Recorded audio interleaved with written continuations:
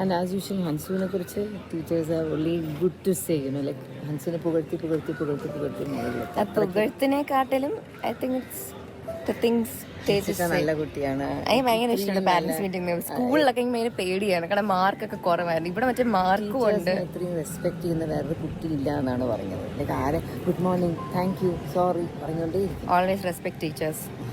It's always good to be nice with teachers. ഇപ്പോൾ teachers ഒരു കുട്ടി നല്ലതാണ് എന്നൊക്കെ പറയുമ്പോൾ അത് ഭയങ്കര നല്ലൊരു കാര്യമാണ്.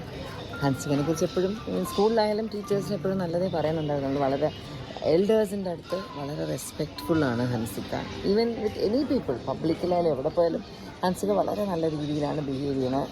ലൈക്ക് നമ്മളാരും അത്രയ്ക്ക് വളരെ പൊളൈറ്റായിട്ട് എപ്പോഴും ബിഹേവ് ചെയ്യുന്ന കൂട്ടത്തിലല്ല. ഹൻസിക വളരെ വളരെ വളരെ പൊളൈറ്റാണ്. ഹൻസിക സത്യം പറഞ്ഞാൽ അങ്ങനെ അധികം ദേഷ്യപ്പെട്ടേ കണ്ടിട്ടുകൂടിയില്ല.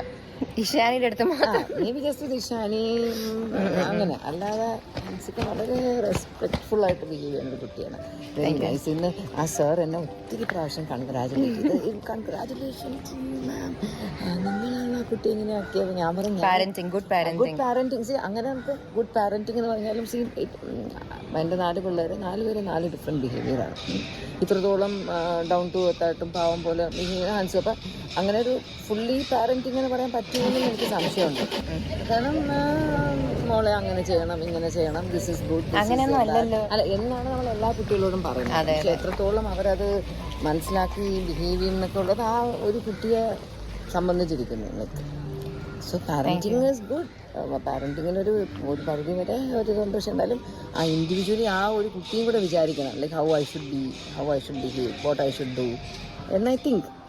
അല്ലേ ഹൻസു? അതെ, ഇപ്പം എൻ്റെ അടിയിൽ കമൻസ് കാണാം, ഓ ചുമ്മാ പുകഴ്ത്തുന്നു. It's actually real. അത് യുനോ ഇത് ലാസ്റ്റ് പാരൻസ് മീറ്റിംഗ് ആൻഡ് ഇങ്ങനെ വ്ളോഗ് ചെയ്ത്, കാരണം അമ്മയുടെ കൂടെ ഞാൻ കോളേജിൽ വരാറൊന്നുമില്ലല്ലോ. To see mom at college, me and mom at college. Yes guys, be a good student. We should be very respectful and never disrespect elders, teachers especially when you're in a academic place.